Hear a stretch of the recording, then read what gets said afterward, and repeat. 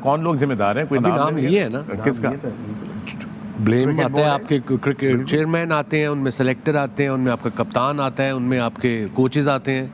सबका कसूर है, एक बंदा थोड़ी है. सब बराबर के शरीक है ना, सब बराबर में शरीक है. सबसे ज्यादा रिस्पॉन्सिबल कैप्टन होता है, सबसे ज्यादा कप्तान है. कैप्टन है. बट कप्तान तो हमारे किंग है, किंग बाबर है हमारे कप्तान. उनके बारे में बैट्समैन ही है, as a batsman he is, as a leader is a leader. बिल्कुल. आई थिंक कप्तानी पिछले 4 साल हो गए, बड़े 4 इवेंट्स किए हैं, तो कहीं भी वो चीज़ नज़र नहीं आ रही कि बहुत के साथ कुछ सीखा है. जहाँ पे ज़रूरत होती है प्रेशर डालने की, आप प्रेशर नहीं डाल रहे. कभी हमने देखा है बॉलिंग करने जहाँ विकेट्स की ज़रूरत होती है वहाँ आप क्लोज एंड फील्डर्स नहीं लेके आते, यू नो. तो ये स्ट्रैटेजीज आपको करनी पड़ती हैं, स्पेशली अगेंस्ट हम अफगानिस्तान के खेल रहे थे, थोड़ा क्लोज एंड फील्डर लाने चाहिए थे.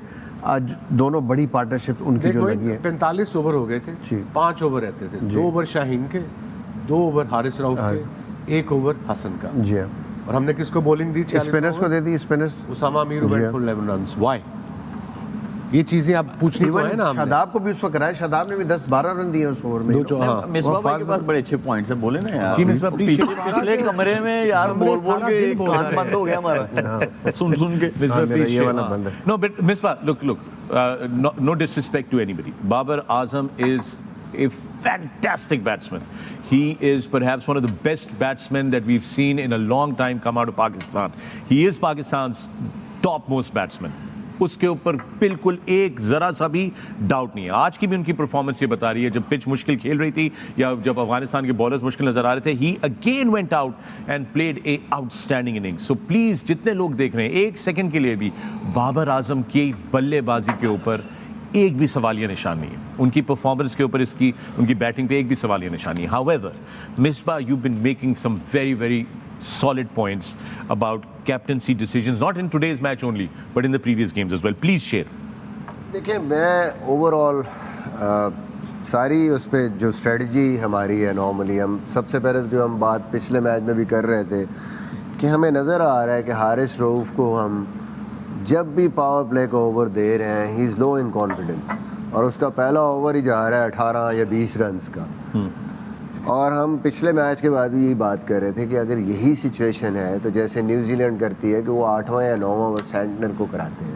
एक तो वो अटैकिंग ऑप्शन हो जाती है कि लास्ट ओवर है, 1 ओवर है, बैट्समैन देखता है कि अच्छा मैंने अटैक करना है, कितने रन्स कर लेगा वो. हो सकता है उसमें आप वही गैम्बल है जिसमें आपको विकेट मिल सके. और फिर आप हारिस के कॉन्फिडेंस के लिए बेहतर है कि उसको 4 फील्डर पीछे आए जब वो बाउंसर कर सके.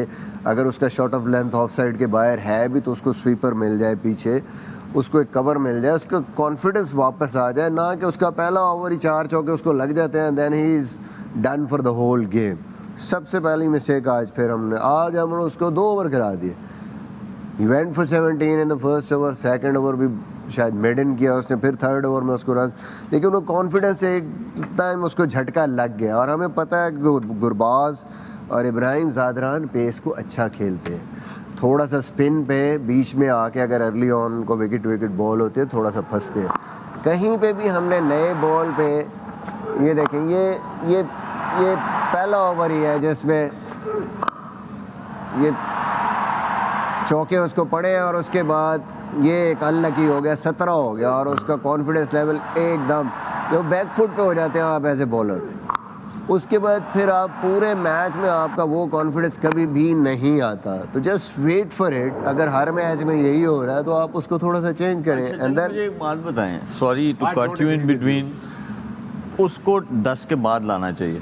समझ गया मैं, पेस बॉलर है, हर चीज़ है, बट आपके स्पिनिंग डिपार्टमेंट भी तो स्ट्रगल कर रहे हैं, उनका गेंद भी नहीं गिर रहा, तो कौन करेगा पहले? अगर अब शाहीन ने 4 किए हैं, उसने पिछले मैच में 5 आउट किए थे, अब आप आउट ऑफ द बॉक्स भी नहीं सोचते? साउथ शकील अगर है, आप क्यों नहीं उसको करा सकते? मैं कह रहा हूँ ना, वो तो मैं इंग्लैंड में उसने हर मैच में ब्रेक थ्रू दिया हमें आके 4-5 ओवर. इंग्लैंड जैसी टीम जो इतनी अटैकिंग क्रिकेट खेल रही थी इन इंग्लैंड, वो बॉलिंग कर रहा था.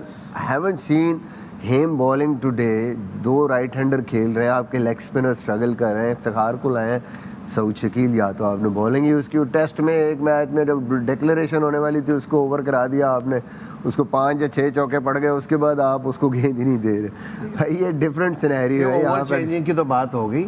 आप अगेंस्ट جو آپ کا اوپوننٹ ہوتا ہے اس کے خلاف ایک پلاننگ ہوتی ہے. گرباز ہے, اس کو شوق ہے پل مارنے کا, ہک مارنے کا. شاہین شاہ نے جس وقت بالنگ شروع کی ہے, وسیم بھائی سے میں بیٹھا ڈسکس کر رہا تھا بیک روم میں کہ اس کو چاہیے کہ تھرڈ مین اوپر لے لے, اسٹارٹ ہی کرے وکٹوں سے, اس کو اسٹارٹ کرے, ایک اسکوائر رکھے, ایک فائن لیگ رکھے, اور بیچ میں ایک باؤنسر ضرور کرے اس کو, تاکہ تھوڑا سا بندہ, وہ ہم کرکٹنگ لینگویج میں کہتے ہیں کہ جھاکے میں رہتا ہے, یار اس نے مجھے دکھا کے 2 فیلڈر لیے, یہ بھی باؤنسر کرے گا.